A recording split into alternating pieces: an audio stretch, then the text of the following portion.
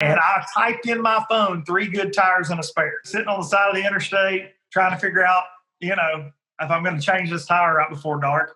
But when I got home from that fishing trip with my dad, I was writing one night, sitting around, and that idea, but I just started kind of humming that Damn These Biloxi Blues line.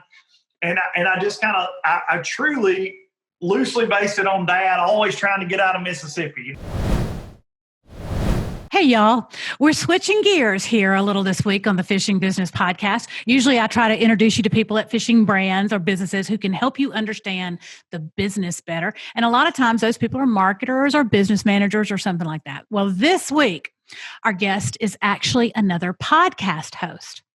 Only his podcast has a much bigger audience than mine, and he has a huge following because he is highly, highly, highly entertaining. The guest this week is Luke Dunkin, whose podcast is called Low Budget Live. If you've never seen this before, you're in for a treat. It's really a great podcast. He follows the sport of fishing and the competition, and it's kind of a topical. Every week he talks about what's going on in the sport. I thought it would be good for you to meet Luke, so he can tell you a little bit more about what makes a good podcast guest. Because when you get invited to be on a podcast, and you will be invited to be on a podcast one day, you're going to want to know how to be the very best you can be. So listen to Luke's advice this week, y'all. It really applies to a lot of different things besides just being on a podcast.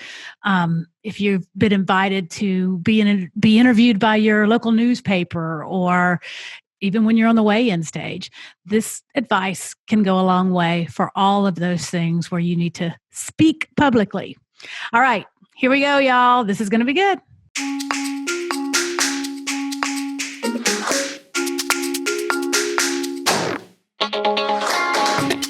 Hey, Luke Dunkin, I'm so glad to finally get to sort of talk to you face to face. We've emailed a lot. I mean, from years back, we've emailed. Years back. You're a good friend of Gerald Swindle's. Gerald's a good friend of mine. And I think back then you were really more involved in the music scene, and we were trying to get some things going with you doing some music, right? Yeah, trying to play some music at some bass events for Mountain Dew or somebody back in the day.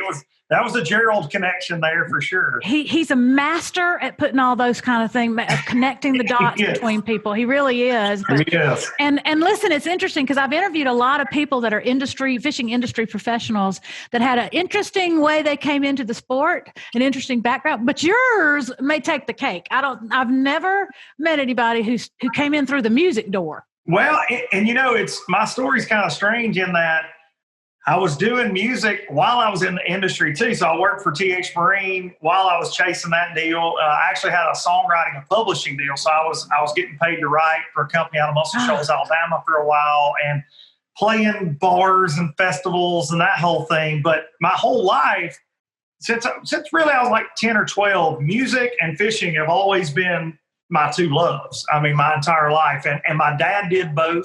So really? he did. He played in bands in high school and college and things, and wrote music, and he was a bass player. And so I've always, and my dad used to joke with people, he said, he'll either be a country singer or a pro fisherman. I mean, like that was just kind of always the joke around our house, because that's the only two focuses I've really ever had. Or those two things. I started writing songs at a really early age, and then started fishing tournaments when I was about 12. So it was like they always just kind of stuck with me. Well, let me tell you something. If you can figure out how to live your life working in the music industry and the fishing industry, dude, you got it figured out. There have been some long days where I think maybe this is crazy, but I tell you what, it's not work.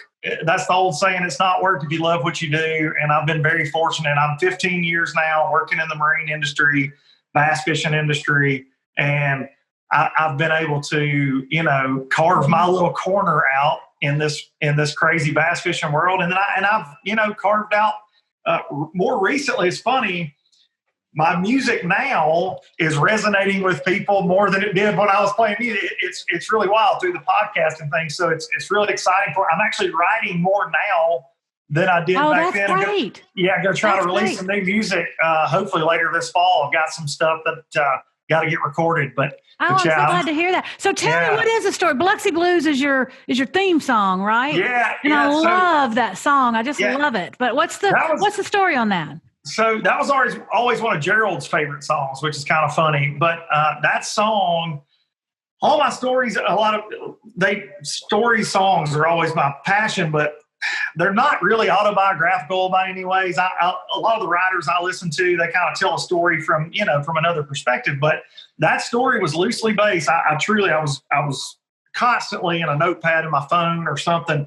Go down the road, see something on a billboard, think of something, write it down, or be having a phone conversation with somebody and they say a line and you're like, okay, thank you. And then you write an entire story off that. I've always been, like that in creative writing kind of setups.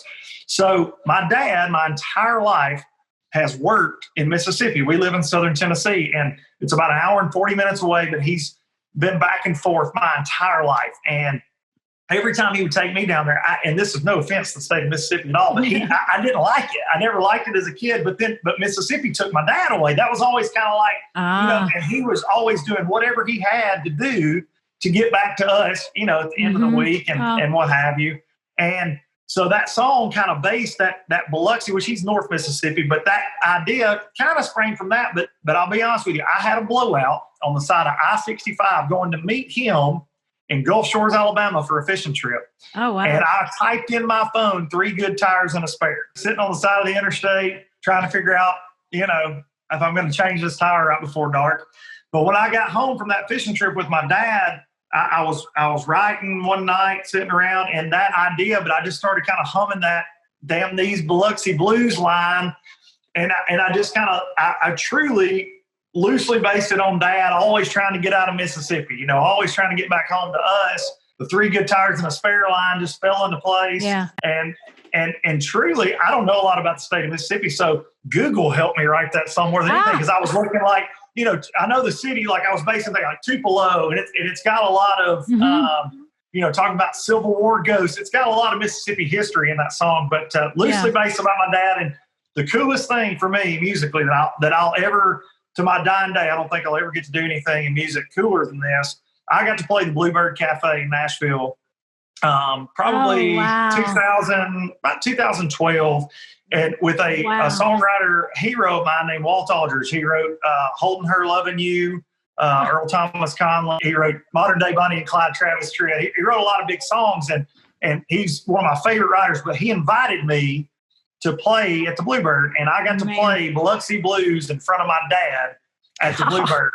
And that video is actually on YouTube somewhere, but that's one of my, and all my songwriting heroes. The Bluebird is a hallowed place in Nashville. And I was going to say, I know the Bluebird, but explain to people listening what that really means when you play at the Bluebird. And when you drive by the Bluebird, it's like, oh, what's that? It's just in a little strip mall, but it is a place that you have to be invited to play. They do an open mic night, but you have to be invited to play. But it's a place strictly for songwriters. So they're famous for In the Round, and you have 4 songwriters kind of sit in a circle and you do a song swap. And I grew up, listening to CDs that were made there and things where guys tell stories of songs. I've loved them. And so it's your turn. Hey, Luke's up next. It comes to you and you tell, hey, I'm going to play this song. You tell a story about it. But their thing is, on all their t-shirts, they have shh, because you can hear a pin drop. Everybody listens to every word. And it's for a songwriter, it's such a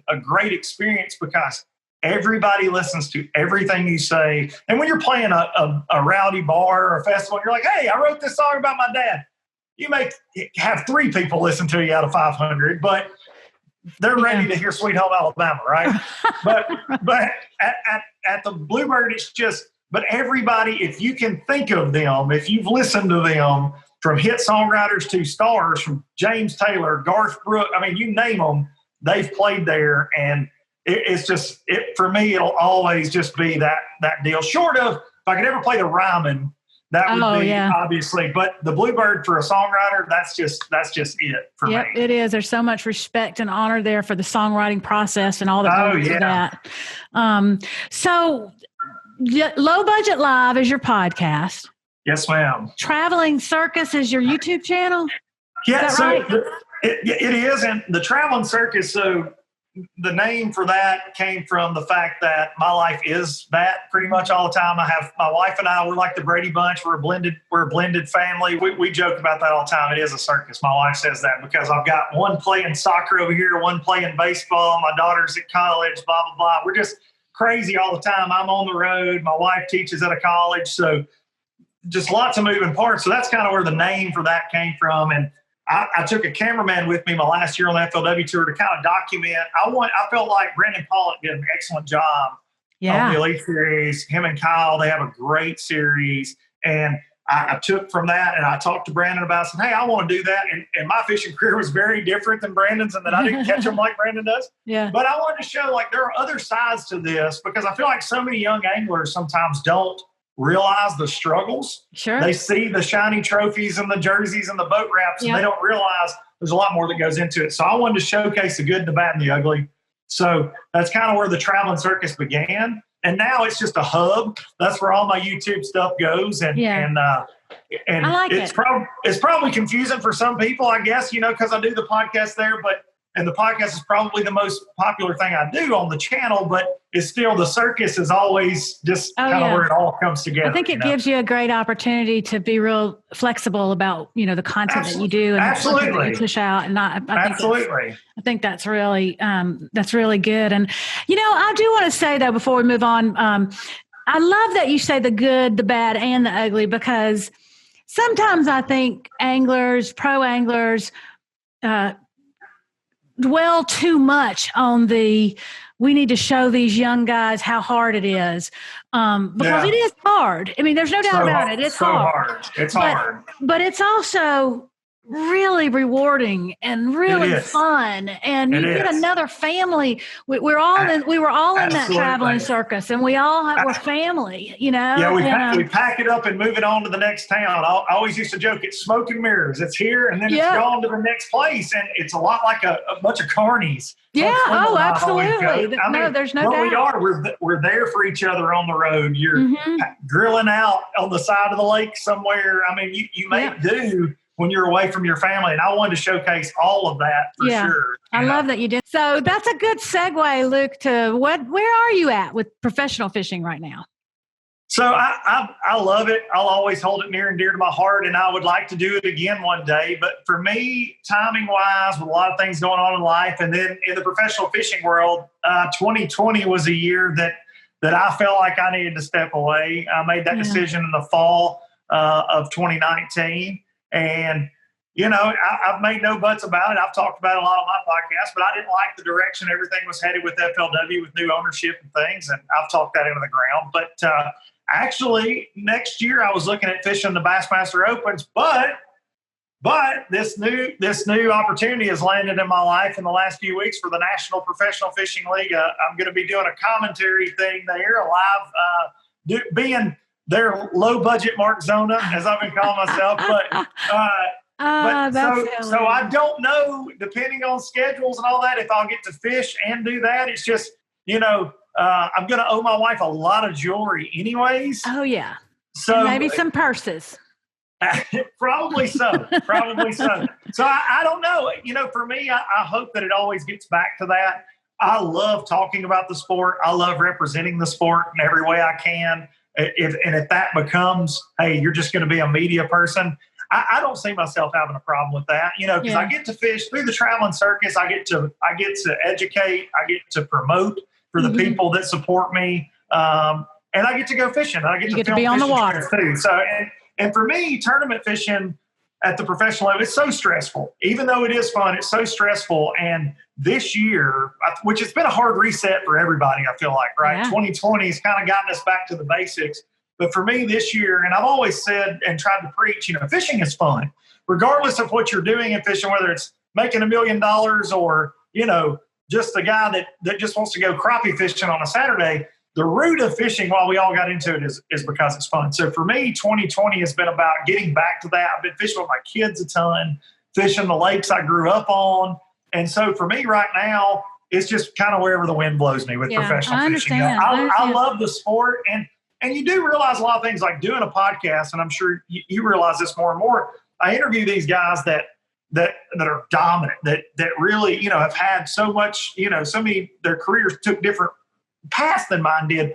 And you get to hearing them breaking things down. And I consider myself a very good fisherman. And I'm like, I would have never thought about that. Like those things, you're like, you interview a Chris Zaldain and a Brandon Pollock, or recently I had Buddy Gross on, and I called one of my best friends, Darian, after I got the podcast. I said, Buddy, we're out of our league with some of these guys, because Buddy Gross breaking down the types of leaves on brush piles that he sees on his electronic, when he won UFO, it's just that kind of stuff is, I know how to find the brush piles. I know how to see the fish in the brush. When he's breaking them down, well, they were on this kind of tree better than this one. I'm like, hey, you know what?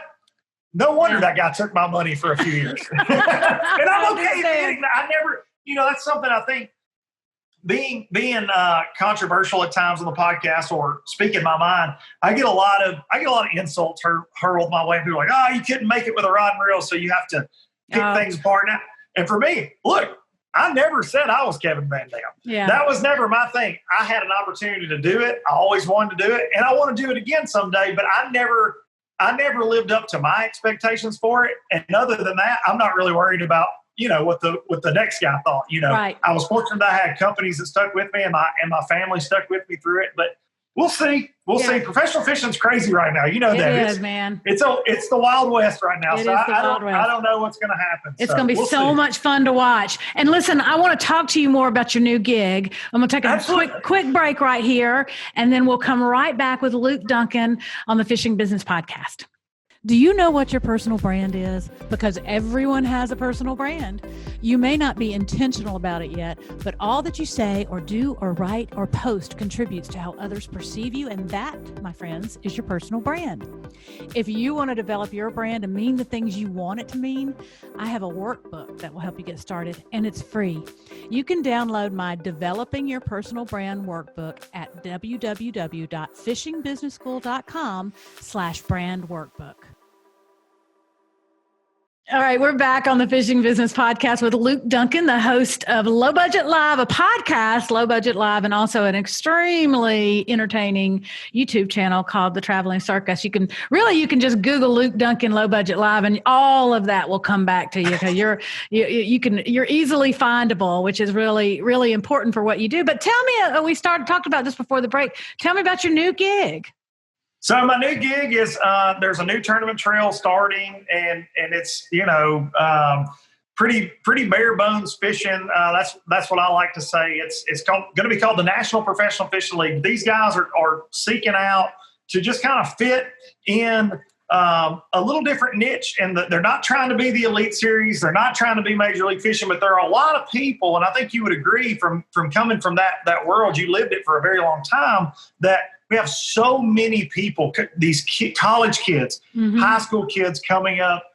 Maybe there are guys that can't commit their entire life to fishing the Elite Series, but they want to fish for high stakes, big money. So that's kind of where the National Professional Fishing League is going to fall. And they're going to be about 5 weeks in between tournaments. So you could have a day job, technically, still fish a professional level tournament. But their biggest thing is they're going to offer professional level coverages, and that's their goal. And so they're going to have live streaming at every event. And for some reason, they decided that I needed to be the host of that. Oh, you'll be fantastic. You will be fantastic. I'm really looking forward to it. I had the pleasure of working with Bass Live a couple times on location with Mercer when they were down here at Wheeler, and doing a few spots like that. And then I worked with FLW Live, commentating a few events that I wasn't competing in, and really loved that. I've talked to guys like Mark Zona and Ronnie Moore about it at length, you know, and when this opportunity popped up, I thought, you know, that's something I really think that I would really enjoy. So hopefully it's going to be, their coverage is going to be really interactive. They're trying something different in that they're going to have a live chat. During the broadcast, going to be a little different, and it's really not going to be made for TV. So it's going to be made more for YouTube and that immediate consumption of the streaming. So you'll be able to get on there and say, yeah, you're crazy. Shut your mouth, Luke Dunkin. So I'm going to be in the peanut gallery. Yes. Okay, I will be. And you know, like I know, there are a lot of armchair quarterbacks in fishing. Oh, yeah. That's right. It should be very interesting to see what we come up with. But, yeah, I'm real proud. Look, those guys make no buts about the fact that they got an uphill battle. trying to do something new in fishing is not easy, especially in a COVID world that we're living. We don't even know what 2021 is going to bring as far as being able to have attendance at events and blah, blah, blah. But I'm really looking forward to seeing where that goes, and couldn't be happier that they picked me. I'm very proud to be a part of it. It'll be a great experience for you. No matter how it ends up, it'll be a great experience for you. I'm really happy for you that you get to do that. Thank you. But how does your podcast and this opportunity, how does that, we haven't talked about your day job. So you also work at TH Marine. And you're full time, right? Yeah, I have been for 15 years there. I'm a regional sales manager. I sell to OEM boat builders. So if you get a boat from Skeeter, Ranger, Tracker, Phoenix, G3, to name Express boats, to name a few, I'm the one that sells them their TH parts. So that's what I've done for years and years and years, and going to continue to do it as long as they'll have me. But they've been very good with me while I was fishing the tour. They supported that, actually sponsored me outside of work to give me the opportunity to do that. But those guys, it's really cool working with a company that's been in the industry for 40 years like that. I've been able to gain a lot of experience, and a lot of my relationships that I built that turned into sponsorships down the road were actually relationships I forged by being at a Bassmaster Classic working for TH Marine. And you meet somebody at a restaurant or a friend of a friend kind of thing. Right. So I was very fortunate in that. And so I do that along with the podcast, and you got to fit it in when you can, I guess. But I make it work. And somebody said, well, are you quitting TH Marine? When the MPFL thing popped up, I got a comment on YouTube. Are you quitting TH Marine? Are you going to not do the podcast anymore? I was like, no, actually, it'll be about my fourth job. So I wouldn't have it any other way. I've got a lot of energy. Great. So that's great. Well, okay. So how has your sales role influenced your ability to market yourself and your podcast and as a pro angler and everything? Well, I think that, not just the sales role, but working in the industry and seeing kind of behind the curtain as far as on a marketing perspective, seeing what, proposals people send in, how they represent themselves, how a company reacts to those proposals. That was very, very crucial for me. They hired me right out of college. I was a marketing grad and fished the Bassmaster Opens, and I met them while I was fishing the Open. So they hired a 22-year-old, big-eyed, wanting to be a pro fisherman and throw me into the fire, so to speak. And I thought pro fishing is life, and as long as you say, yeah, I fish the Bassmasters, that people are going to get out their checkbook, right?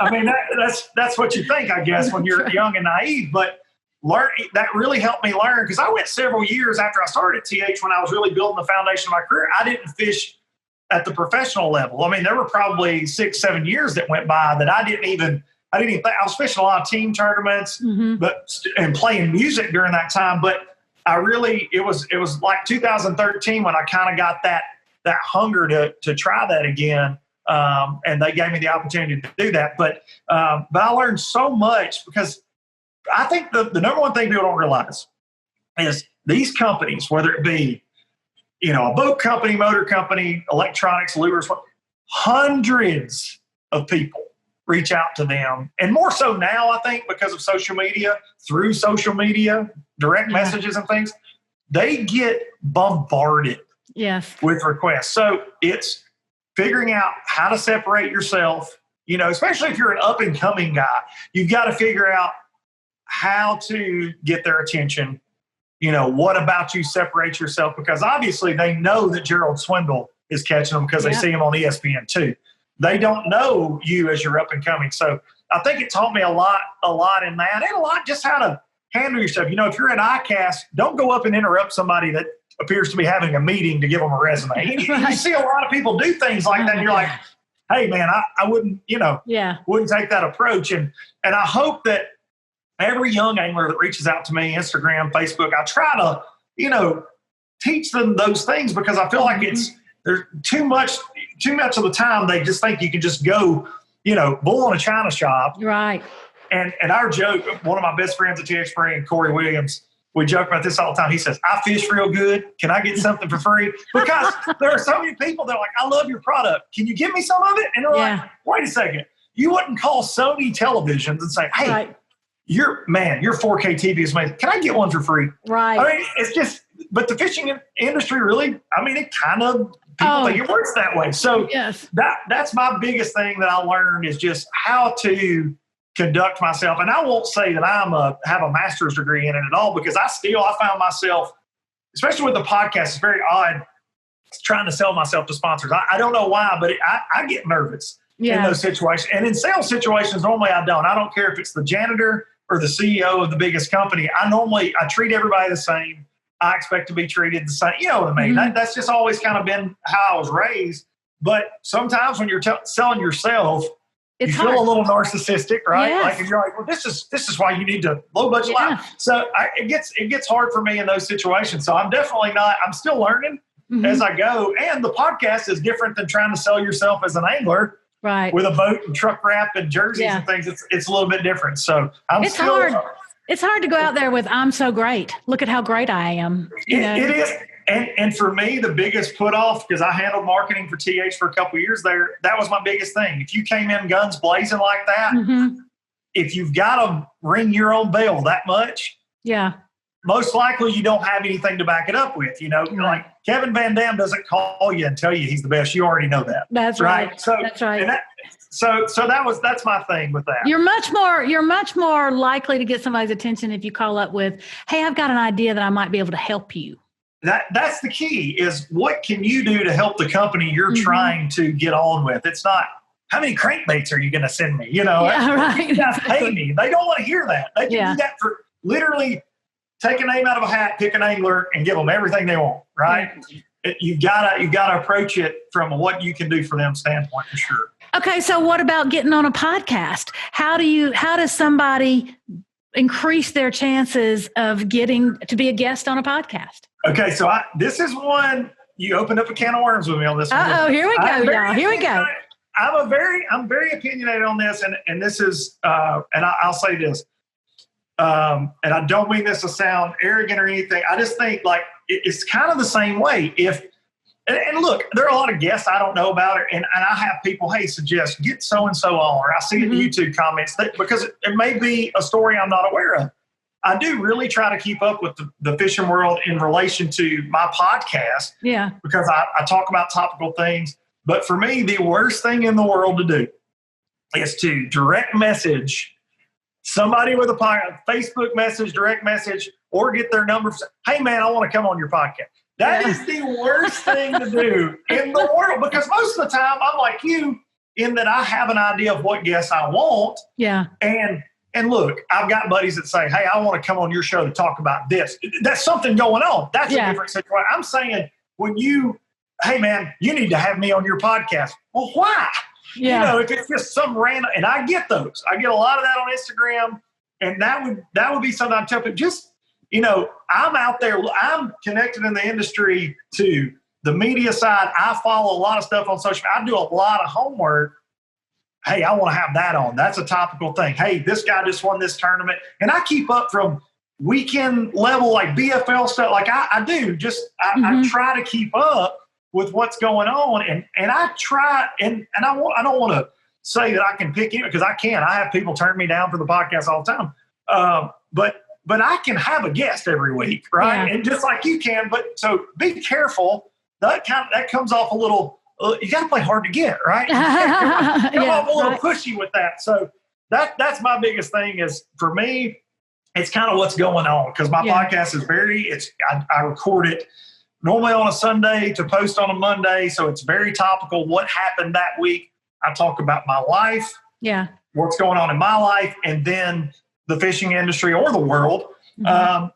And there's plenty to talk about with all that. We all know that. But so I've got an idea who I want to have on every week. So would it be safe to say then that if someone did try to reach out to you to be on your show, that they ought to have a good idea to pitch on why?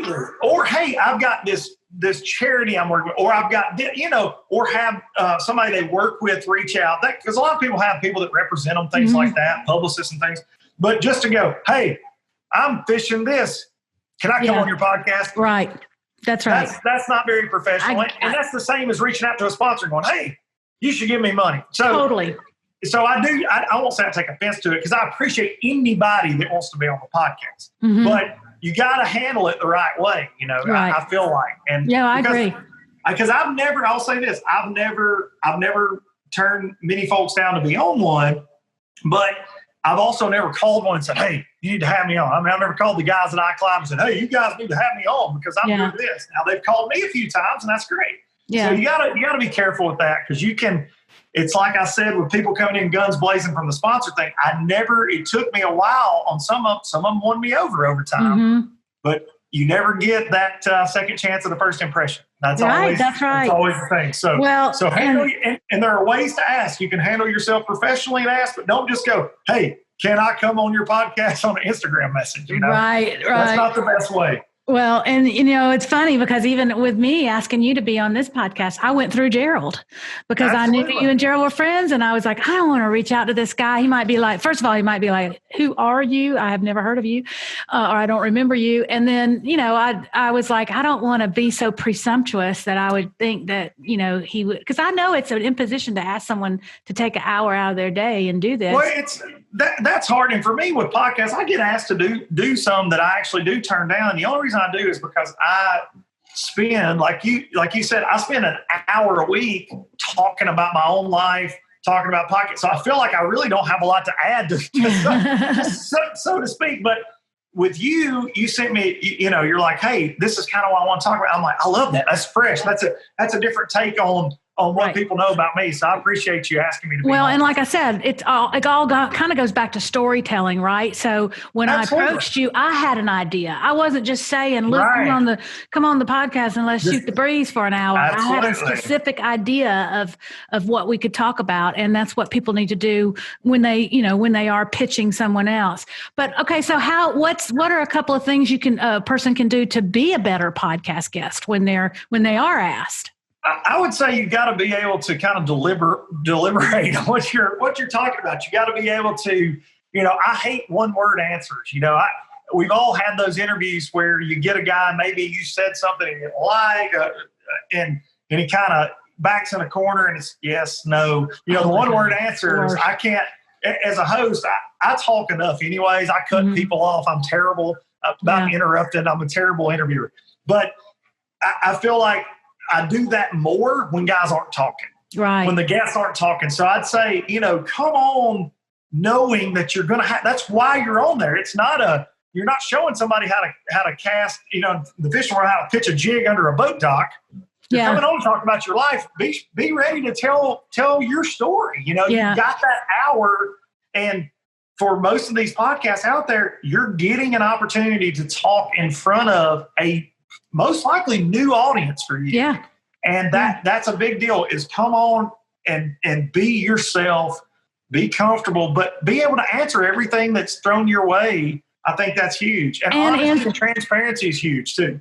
Well, and answer in a complete sentence. Absolutely. I can tell you a prime example of a guy that I've known for a very long time. This was an interesting podcast. I'll be brief with this, but I had Jesse Wiggins. He used to fish the Elite Series. Jesse's great young man, but he ended up, he made the move to the Bass Pro Tour. And I had a podcast where I was talking about some things going on with Major League Fishing, and he actually commented and said, being funny, and said, well, if you'd like to hear from one of the bottom dwellers on the BPT, you should have me on sometime. But that got my attention, right? Yeah. Jesse and I have each other's cell phone number. We text, joke, cut up a lot. So I know Jesse. He's really good friends with Gerald. Great guy, unbelievable fisherman.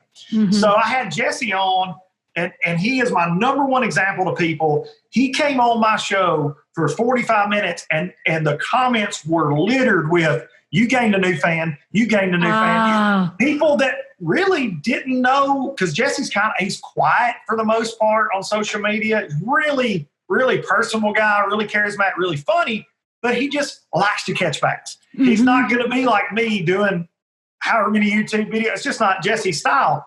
He gained more fans for coming on and simply being honest and telling his story.